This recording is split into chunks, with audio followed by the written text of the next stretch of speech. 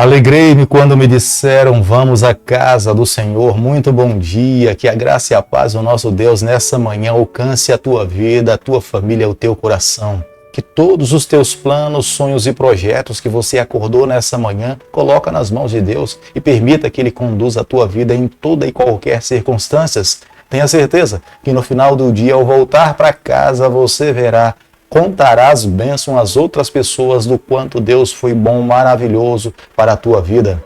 Deixo com você também nessa manhã uma parte da Bíblia, do livro de Provérbios, capítulo 12, o verso 25, onde a Bíblia diz o seguinte: a ansiedade no coração do homem o abate, mas a boa palavra o alegra. Provérbios capítulo 12, o verso 25. Ansiedade muitas vezes é uma falta de confiarmos no que Deus pode fazer por nós. E essa ansiedade pode nos trazer um prejuízo, pode nos abater. Mas quando vivemos uma vida de confiança no Senhor, nós sabemos que em toda e qualquer circunstância Deus irá se manifestar sobre a nossa vida e irá nos conceder a vitória.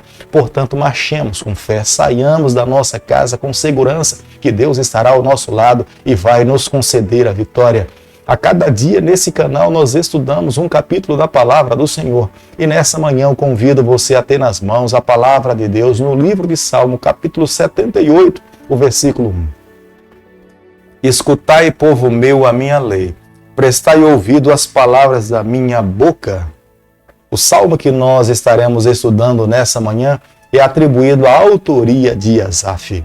Asaf era um compositor entre os compositores de Israel. Asaf compõe um dos salmos mais longos, mas o objetivo de Asaf em compor esse salmo era trazer uma retrospectiva para toda a nação de Israel, desde o momento em que Deus libertou o seu povo do cativeiro do Egito e permitiu que um pastor de ovelhas chamado Davi se tornasse o príncipe do seu povo. Asaf também relembra os momentos difíceis do povo do Senhor, os momentos em que outras nações feriram o povo do Senhor, mas esse sofrimento tinha um objetivo, tinha uma razão. Deus queria levar o seu povo a viver uma vida de dependência. Geralmente esse povo sofria quando estava longe do Senhor ou quando Deus precisava repreender o seu povo, mas quando eles estavam com os seus corações convictos, seguros no Senhor, Deus sempre os abençoava, Deus sempre os protegia, Deus sempre lhes dava a vitória. Os fatos que nós encontramos aqui nesse capítulo mencionado sobre a ação de Deus sobre o seu povo, nem todos os fatos estão de ordem cronológica. No versículo 2, claramente nós entendemos que a fala de Asaf é nos mostrar que ele escreveu até de forma em parábolas. A linguagem que ele escreve não é uma linguagem tão simples, mas todos aqueles que estudam e que se debruçam diante da sabedoria divina terão compreensão do que ele está tentando nos mostrar para que nós possamos compreender. Era uma responsabilidade sagrada de cada família transmitir para as outras gerações, para os seus filhos, para os seus netos e bisnetos, o que Deus tinha feito na sua geração.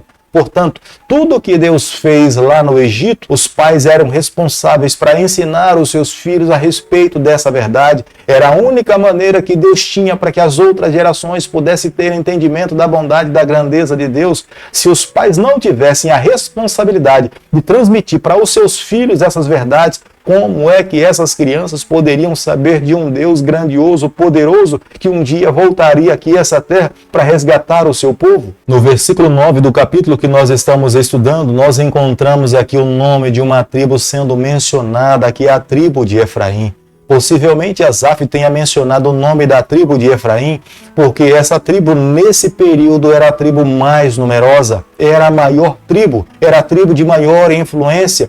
Josué veio dessa tribo, um grande líder. Quando Asaf está mencionando o nome da tribo de Efraim, ele está dizendo que a nação de Israel era a tribo de Efraim. O compositor Asaf coloca de forma poética algumas perguntas pelas quais algumas pessoas que eram murmuradoras entre o povo de Deus, ao se indagar pelos momentos difíceis que eles estavam vivendo.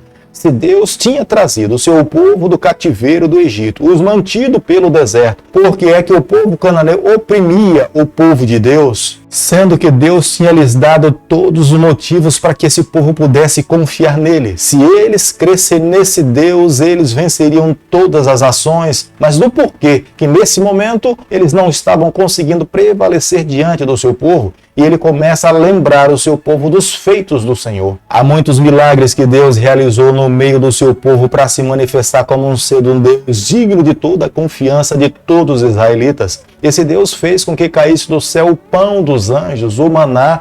Deus fez com que a água caísse da rocha. Deus fez com que um vento oriental trouxesse codornizes para que eles pudessem se alimentar de carne. Qual Deus daquele período, a não ser o Deus de Abraão, poderia sustentar uma nação com quase 2 milhões de pessoas, supri-los em todas as suas necessidades e levar para a terra prometida, dada como herança para o seu povo? Salmo 78, versículo 43, a Bíblia diz o seguinte: e de como no Egito operou ele seus sinais e os seus prodígios no campo de Zoan.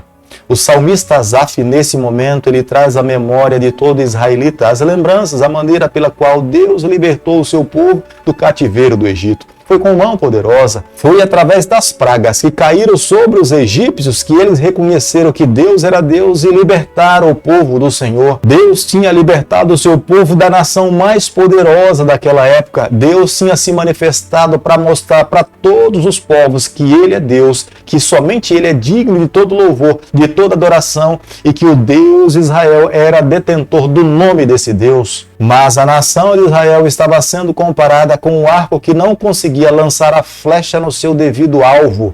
Um arco que não conseguia lançar a sua flecha no seu devido alvo não tinha valor para nada. Era como a nação de Israel. Ela foi chamada por Deus, mas no decorrer da sua vida, do seu processo, eles acabaram fazer concessões com outros povos, se envolveram com pecados com outras nações e automaticamente eles perderam toda a sua força. A força do povo de Deus não estava pela quantidade de pessoas. A força do povo de Deus estava no Deus que guiava e conduzia o seu povo. Quando eles se afastavam desse Deus, eles se tornavam frágeis. Quando eles se voltavam para esse Deus, eles se tornavam uma nação invencível.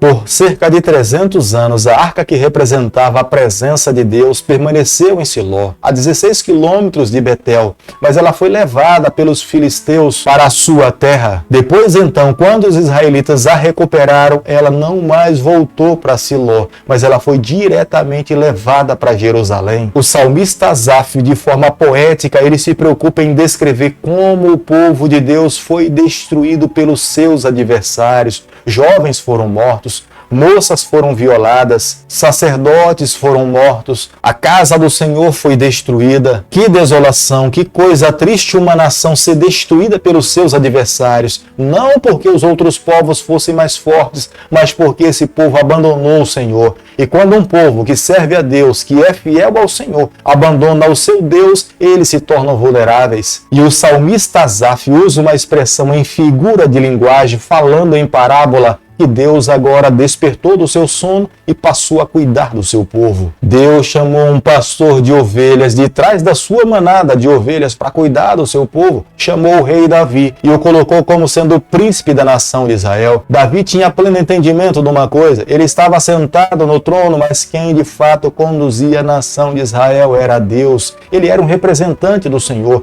Deus falava, ele ouvia. Deus dava as ordens. Davi então entendia que era por esse caminho que o seu povo deveria ser conduzido. Davi era um rei segundo o coração do Senhor. E o salmista Asaf conclui o Salmo 78 falando que o rei Davi conduzia o povo de Deus de acordo com a vontade do Senhor. Ele foi um rei íntegro, ele foi um rei justo, ele amou a Deus acima de todas as coisas e seguiu os ensinamentos prescritos pela lei de Moisés, segundo a palavra do Senhor. Acredito que nessa manhã eu e você precisamos tomar para o nosso coração as seguintes lições. Cada um de nós temos a responsabilidade de ensinarmos às novas gerações o que Deus fez conosco. Se nós não ensinarmos aos nossos filhos, aos nossos netos, aos nossos bisnetos o que Deus fez conosco, eles jamais terão a plena compreensão a respeito de quem é o grande Deus. Deus queria que cada israelita pudesse incutir na mente dos seus filhos quem verdadeiramente era Deus. Era uma responsabilidade sagrada, era uma responsabilidade familiar. Nós precisamos a cada dia, quando nos levantarmos, perguntarmos para Deus quem é a pessoa que o Senhor irá colocar à nossa frente para que nós possamos testemunhar do teu amor. Mas quando não houver necessidade de abrirmos a nossa boca, nós precisamos viver o Evangelho. A nossa vida precisa pregar, o nosso testemunho precisa dizer quem é o Salvador. Se nós não vivermos dessa forma, nós não teremos cumprido o ideal de Deus para a nossa vida. Foi nesse ponto que a nação de Israel pecou, foi nesse ponto que a nação de Israel falhou. Se eles tivessem vivido esse ideal de Deus, a bênção do Senhor estaria sobre cada um deles. É por isso que a cada dia, quando nos levantamos, nós temos que clamar ao Senhor, pedir que o Espírito Santo nos tome nas suas mãos e que a nossa vida seja conduzida por Ele, para que aonde nós estivermos, nós possamos testemunhar, ensinar, mostrar ao mundo quem verdadeiramente é o nosso Salvador. Querido Pai, em Tuas mãos nessa manhã nós nos colocamos. Queremos a cada dia viver para o Senhor. Nos toma nas Tuas mãos, guia a nossa vida, abençoe os nossos familiares. É o nosso pedido e a nossa oração e o fazemos em nome de Jesus. Que o Senhor te abençoe e te guarde. Que Ele faça resplandecer o seu rosto sobre você. Que Ele tenha misericórdia de você. Que sobre você nessa manhã Ele levante seu rosto e conceda a sua paz em nome de Jesus. Amém.